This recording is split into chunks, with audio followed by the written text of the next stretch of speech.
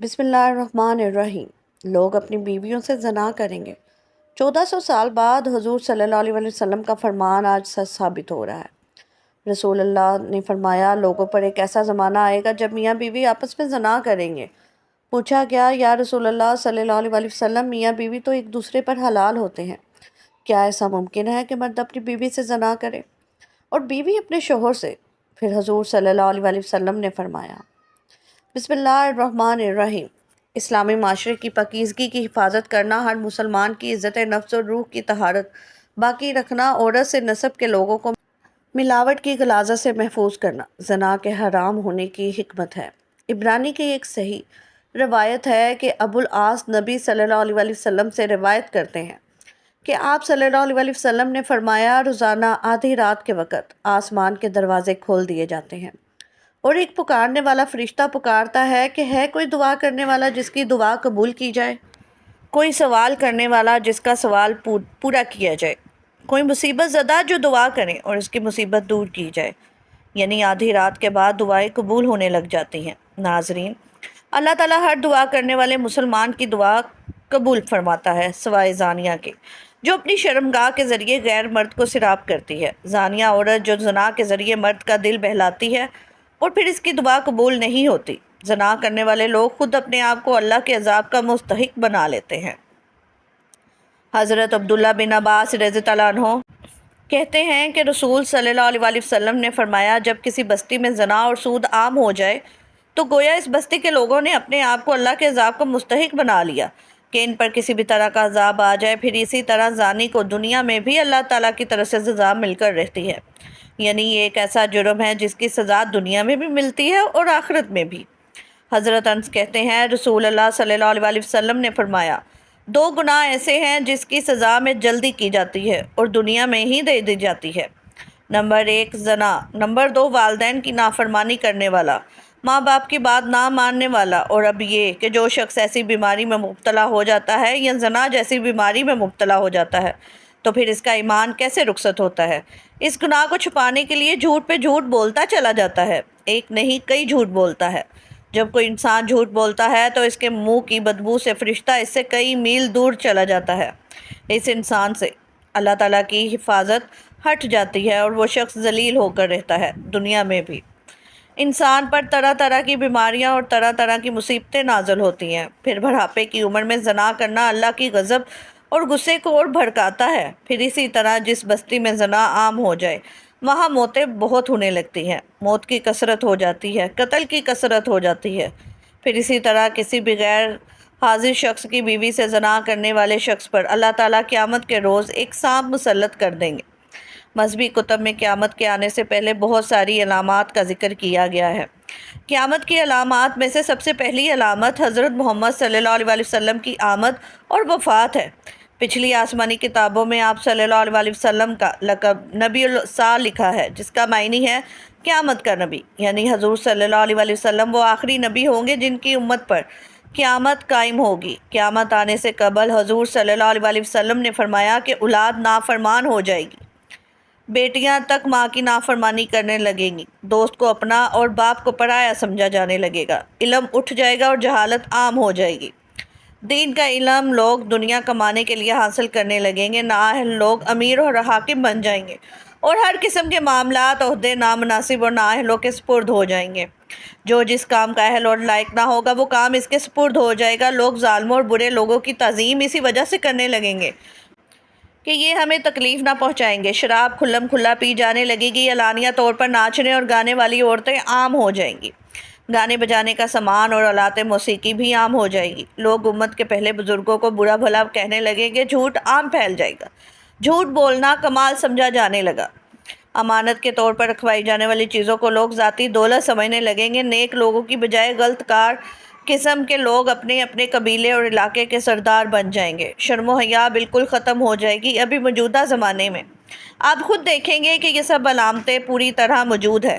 حضور صلی اللہ علیہ وسلم نے فرمایا، قیامت آنے سے پہلے ظلم و ستم عام ہو جائے گا، ایمان سمٹ کر مدینہ منورہ کی طرف چلا جائے گا، جیسے سانپ سکڑ کر اپنے بل کی طرف چلا جاتا ہے، ویسے حالات پیدا ہو جائیں گے کہ دین پر قائم رہنے والے کی وہ حالت ہوگی جو ہاتھ میں انگارہ پکڑنے والے کی ہوتی ہے۔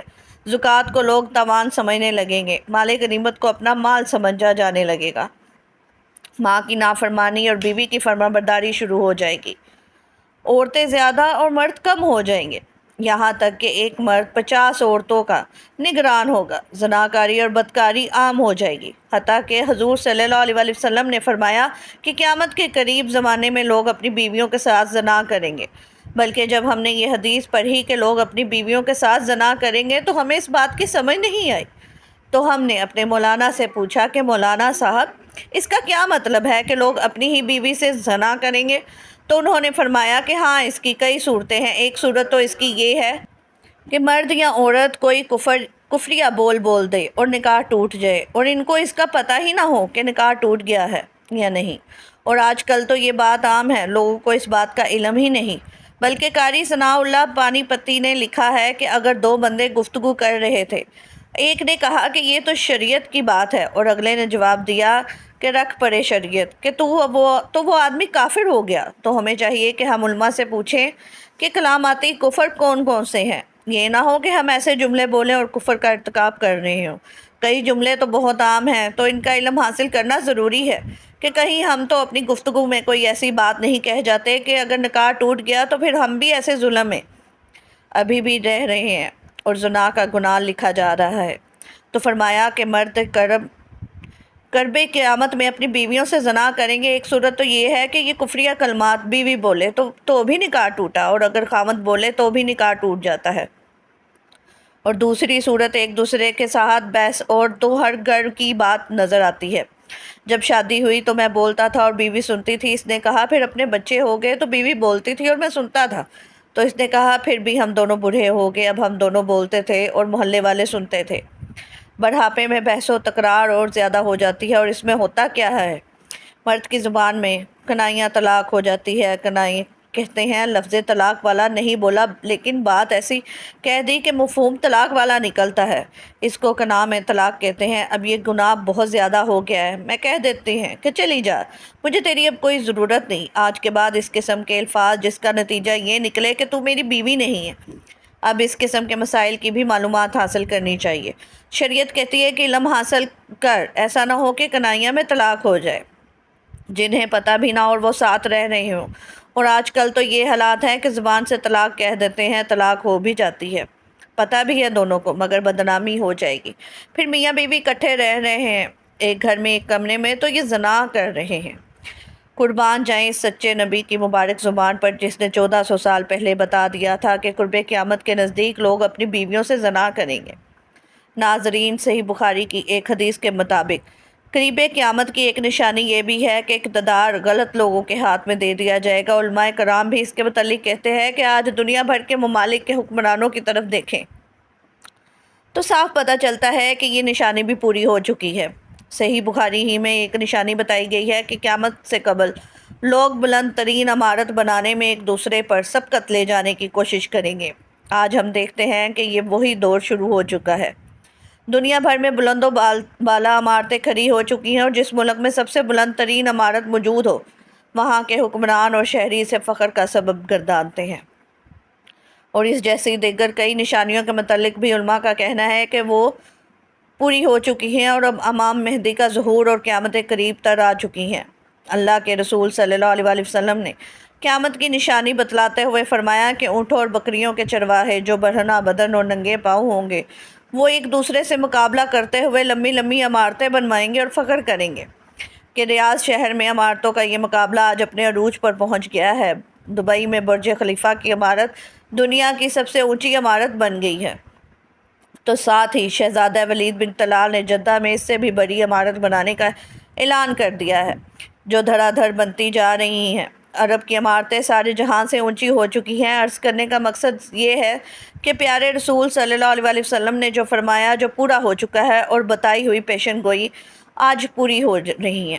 اب سوال یہ پیدا ہوتا ہے کہ اس کے بعد کیا ہوگا؟ اللہ کے رسول صلی اللہ علیہ وسلم کی ایک اور حدیث ہے کہ قیامت سے پہلے سرزمین عرب دوبارہ سرسبز ہو جائے گی۔ سعودی عرب پر اب بارشیں شروع ہو چکی ہیں، مکہ اور جدہ میں سیلاب آ چکے ہیں۔ عرب سرزمین پہلے ہی جدید ٹیکنالوجی کو کام میں لا کر سرسبز بنانے کی کوشش کی گئی، وہ قدرتی موسم کی وجہ سے بھی سرسبز بنتی جا رہی ہے۔ سعودی عرب گندم میں پہلے ہی خود کفیل ہو چکا ہے، اب وہاں خشک پہاڑوں پر بارشوں کی وجہ سے سبزہ اگنا شروع ہو چکا ہے۔ پہاڑ سرسبز ہونا شروع ہو گئے ہیں۔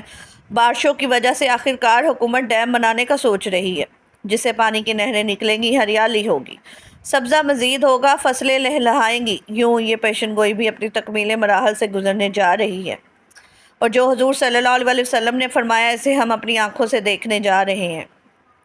اگر احادیث میں غور کریں تو مشرقی وسطی کے زوال کا آغاز ملک شام سے شروع ہوا، لیکن شدید عرب حکمران یا تو یہود و نصار کی چال سمجھ نہ سکے یا بے رخی اختیار کی، لیکن وجہ جو بھی ہو یا نہ ہو، آپ صلی اللہ علیہ وسلم کی بتائی ہوئی تمام نشانیاں پوری ہو چکی ہیں۔ چنانچہ حدیث مبارک میں ارشاد ہے، رسول صلی اللہ علیہ وسلم نے فرمایا، سب اہل شام تباہی بربادی کا شکار ہو جائیں گے، پھر تم میں کوئی خیر باقی نہ رہے گی۔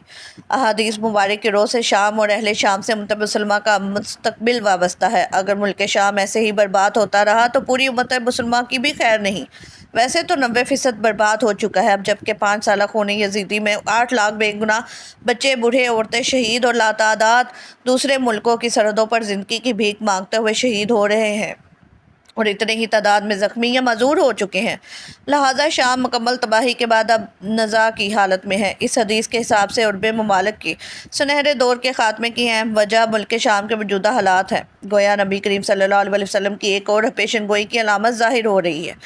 یاد رکھیں کہ شام کے متعلق اسرائیل، روس، امریکہ کو بھی یہاں جھوٹے بہانے بناتے ہیں، لیکن ان سب کا اصل ہدف جزیرہ العرب ہے، کیونکہ کفار کا عقیدہ ہے کہ دجال ہمارا مسیح ہے۔ اس وجہ سے یہ لوگ دجال کے انتظامات مکمل کر رہے ہیں، جس کے لیے عرب ممالک میں عدم استحکام پیدا کرنا ہے، کیونکہ ملک شام پر یہ یہود و نصارہ قبضہ کرنا چاہتے ہیں، اور یہ ہو کر رہے گا۔ حضرت امام مہدی علیہ السلام کے ظہور میں چنانچہ کتاب میں ہے کہ آخری زمانے میں جب مسلمان ہر طرف سے مغلوب ہو جائیں گے، مسلسل جنگیں ہوں گی، شام میں بھی عیسائیوں کی حکومت قائم ہو جائے گی۔ اسی قیامت سے متعلق بھی معلومات ہمیں ملتی ہے کہ قیامت سے پہلے حضور صلی اللہ علیہ وسلم کی امت میں سے 30 بڑے بڑے کذاب اور دجال آئیں گے۔ ہر ایک نبوت کا دعویٰ کرے گا، حالانکہ حضور صلی اللہ علیہ وسلم آخری نبی ہیں۔ آپ صلی اللہ علیہ وسلم کے بعد کوئی نبی نہیں آئے گا۔ قیامت کی نشانیوں میں سے ایک نشانی یہ بھی ہے کہ ممکن ہو عراق میں سونے کے پہاڑ اور سونے کے خزانے سے مراد عراق کا تیل ہو۔ جب یہ علامتیں ہو چکی تو سخت قسم کا عذاب شروع ہوگا۔ اس میں سرخ آندھی آئے گی، آسمان سے پتھر برسیں گے، کچھ لوگ زمین میں دھنسا دیے جائیں گے، لوگوں کی شکلیں مسخ ہو جائیں گی، پھر ایسی کئی نشانیاں ظاہر ہوں گی جیسے ہار کا دھاگا ٹوٹنے پر مسلسل دانے گرنے لگتے ہیں۔ زمانہ وقت کے گھوڑے کو پر لگائے جس تیزی سے گزر رہا ہے، اس تیزی سے ہم نبی صلی اللہ علیہ وسلم کی حدیث کی روشنی میں بدتدریج قرب قیامت کی آمد کی طرف بڑھ رہے ہیں۔ کئی نشانیاں پوری ہو کر قیامت کے قریب ہونے کو واضح کر چکی ہیں، اور اب کچھ ہی علامات باقی ہیں۔ فتنہ دجال ایسا خطرناک اور عظیم فتنہ ہے کہ تمام انبیاء نے اپنی امتوں کو اس کے متعلق آگاہ کیا۔ نبی کریم صلی اللہ علیہ وسلم نے بھی امت کو اس کے بارے میں اس قدر واضح بتایا کہ صحابہ کرام اس دجال کے فتنے سے پناہ مانگا کرتے تھے۔ احادیث کی روشنی میں علماء کرام نے دجال کے خروج سے قبل کی جو نشانیاں بتلائی ہیں، ان کے مطابق گھروں میں ناچ گانا عام ہو جائے گا۔ آج کل ڈش، ٹی وی، کمپیوٹر اور موبائل کے ذریعے یہ سب ہو رہا ہے، اور پختہ گھروں کی تعمیر کی خواہش ہوگی۔ آج کل غریب سے غریب تر لوگوں کے بھی مکان پکے ہیں، سب سامنے ہے۔ مساجد میں دجال کا تذکرہ ختم ہو جائے گا، پانی کی قلت ہوگی۔ اس کی سب سے بڑی مثال ان دنوں ہمارا وطن عزیز ہے۔ دجال کے خروج کے بعد اس کی حیران کن طاقتوں کے بارے میں مختلف آراء ہیں، مگر قابل غور اور دلچسپ بات یہ ہے کہ قدرت کی جانب سے اس کو عطا کی گئی طاقتوں کے حوالے سے کہ یہودی بڑی تیزی کے ساتھ تجربات کرنے میں آئے روز مصروف ہے۔ روایات میں ہے کہ وہ بارش برسانے پر قدرت رکھتے ہیں۔ مصنوعی بارش برسانے کا تجربہ کیا جا چکا ہے۔ بتایا جاتا ہے کہ وہ زمین کو تہہ و بالا کرنے کی قدرت رکھتا ہوگا۔ الاسکا میں لگائے گئے پروگرام ہارپ کو کون نہیں جانتا، جس کے تحت دنیا میں کہیں بھی مصنوعی طور پر زلزلے، سیلاب اور سونامی لائے جا سکتے ہیں۔ قیامت کی نشانیوں کے مطابق دجال کو حضرت عیسیٰ فلسطین کے علاقے میں قتل کریں گے۔ یہودی اس مقام پر اپنے مسیحا کو فرار کروانے کے لیے ایئرپورٹ تیار کر چکے ہیں۔ دنیا کا انتہائی تیز رفتار طیارہ موجود ہے جس پر KFIR یعنی کافر درج ہے۔ واضح رہے کہ دجال کے ماتھے پر بھی کافر تحریر ہوگا۔ قیامت کی ایک نشانی میں یہودیوں کو پناہ دینے والے درخت گرگد کا ذکر بھی ہے۔ آخری جنگ میں جب یہودی مسلمانوں سے چھیننے کے لیے پتھروں اور درختوں کی اوٹ لیں گے تو سوائے غربت کے تمام چیزوں مسلمانوں کو اپنے پیچھے یہودیوں کی موجودگی کب پتہ دیں گی؟ اور معروف ملک غیر ملکی ویب سائٹس کے مطابق یہودی غربت کے باغات تیزی سے لگا رہے ہیں۔ آخری زمانے میں جب مسلمان ہر طرف سے مغلوب ہو جائیں گے اور اس جگہ تک ان کی حکومت قائم ہو جائے گی، بچے کچے مسلمان مدینہ منورہ پہنچ جائیں گے۔ اس وقت حضرت امام مہدی مدینہ منورہ میں ہوں گے۔ دوسری طرف دریائے تبریہ بھی تیزی سے خشک ہو رہا ہے، جو کہ حضرت امام مہدی کے ظہور سے قبل خشک ہوگا۔ مشرق وسطیٰ کے حالات کو، خصوصاً مسلمان اور ساری دنیا کے حالات کو دیکھتے ہوئے صاف نظر آتا ہے کہ دنیا ہولناکیوں کی جانب بڑھ رہی ہے۔ فرانس اور پوپ بھی عالمی جنگ کی بات کر چکے ہیں۔ سوال پیدا ہوتا ہے کہ اس عالمی جنگ کا مرکز کون سا خطہ ہو؟ واضح نظر آ رہا ہے مشرقی وسطیٰ ہی متوقع ہے۔ یہاں بھی ہندوستان اور پاکستان کی بڑھتی رنجشیں اور کشمکش میں سے لگتا ہے کہ حالات غزوہ ہند کی طرف رخ کر رہے ہیں، کیونکہ حضرت ابو ہریرہ رضی اللہ عنہ سے روایت ہے کہ رسول صلی اللہ علیہ وسلم نے ارشاد فرمایا، میری قوم کا ایک لشکر وقت آخر کے نزدیک ہند پر چڑھائی کرے گا اور اللہ اس لشکر کو فتح نصیب کرے گا، یہاں تک کہ وہ ہند کے حکمرانوں کو بیڑیوں میں جکڑ کر لائیں گے اور اللہ اس لشکر کے تمام گناہ معاف کر دے گا۔ پھر وہ لشکر واپسی کا رخ کرے گا اور شام میں موجود عیسیٰ ابن مریم علیہ السلام کے ساتھ جا کر مل جائے گا۔ حضرت ابو ہریرہ رضی اللہ عنہ نے فرمایا، اگر میں اس وقت تک زندہ رہا تو میں اپنا سب کچھ بیچ کر اس لشکر کا حصہ بنوں گا، اور پھر جب اللہ ہمیں فتح نصیب کرے گا تو میں یعنی حضرت ابو ہریرہ رضی اللہ عنہ جہنم کی آگ سے آزاد کہلاؤں گا۔ پھر جب میں شام پہنچوں گا تو عیسیٰ ابن مریم علیہ السلام کی تلاش کر کے انہیں بتاؤں گا کہ میں محمد صلی اللہ علیہ وسلم کا ساتھی ہوں۔ رسول پاک صلی اللہ علیہ وسلم نے تبسم فرماتے ہوئے ارشاد فرمایا، بہت مشکل آنے والے ادوار بڑے پر فتنہ نظر آتے ہیں، اور اس کے متعلق بھی نبی صلی اللہ علیہ وسلم نے فرمایا تھا کہ میری امت پر ایک ایسا دور آئے گا جس میں فتنے اتنے تیزی سے آئیں گے کہ جیسے دھاگا ٹوٹ جانے سے تسبیح کے دانے تیزی سے زمین کی طرف آتے ہیں۔ لہٰذا اپنی نسلوں کی ابھی سے تربیت اور ایمان کی فکر فرمائیے۔ رات کو دیر تک نہ جاگیں، فیشن اور یہودی انداز اپنانے سے، نمازوں کا ترک کرنے سے رک جائیں، ورنہ آزمائش کا مقابلہ دشوار ہوگا۔ رسول کریم صلی اللہ علیہ وسلم نے فرامین کی روشنی میں قطعی قیامت قائم ہونے میں تقریباً 250 صدیاں باقی ہیں۔ البتہ دور قیامت کا آغاز ہو چکا ہے۔ تمام دور فتنہ فساد سے معمور ہے۔ جنگ و جدل اور مختلف طاقتوں کی مابین کھینچا تانی کا تسلسل رہے گا۔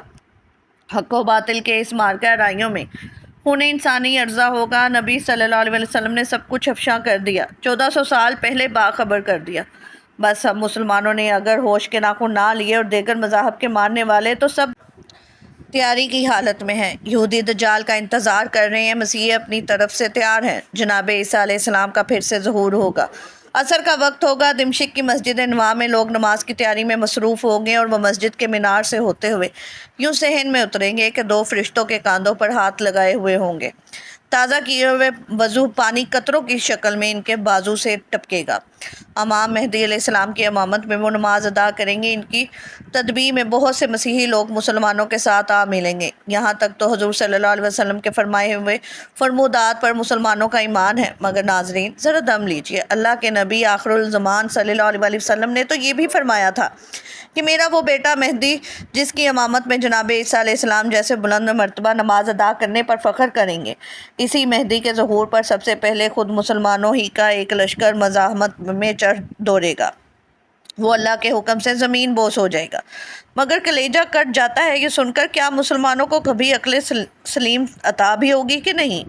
یہاں مال رسول سے دشمنی کرتے رہیں گے۔ جن یہودیوں سے عداوت ہے وہ تو اپنے ہاں کا سب سے اعلیٰ مذہبی مقام محض اپنے نبی ہارون علیہ السلام کی آل کے لیے یہ مختص رکھتے ہیں، کسی اور کو وہ اس منصب پر فائز ہی نہیں ہونے دیتے۔ تو پھر ہم مسلمانوں کو یہ شعور کیوں حاصل نہیں، جبکہ ہمارے نبی صلی اللہ علیہ وسلم کی آل پاک کو سرفرازیاں تو خود اللہ رب العزت نے عطا فرمائی ہیں۔ بدنصیبی کہ ہم اپنے رسول صلی اللہ علیہ وسلم کے فرامین سے روگردانی کے مرتکب ہوئے ہیں۔ اللہ رب العزت کے احکامات اور حکمتوں کی عملاً انکاری ہیں۔ اب کون انہیں سمجھائے کہ فرامین نبوی اور احکامات الہی کی سری خلاف ورزی آخر ہمیں کہیں نہ چھوڑے گی۔ سمجھنے کا وقت اب ہے کہ بعد ازاں پچھتاوے کی فرصت نہ ہوگی۔ اللہ تعالیٰ سے ہماری دعا ہے کہ اللہ تعالیٰ ہمیں ہر فتنے کے دور میں ایمان پر قائم رہنے کی توفیق عطا فرمائے اور ہمارا خاتمہ ایمان پر فرمائے، آمین یا رب العالمین۔ ناظرین کمنٹ باکس میں اللہ تعالیٰ کے 99 ناموں میں سے ایک نام ضرور ٹائپ کریں اور چینل کو سبسکرائب کرنا مت بھولیے گا۔ شکریہ۔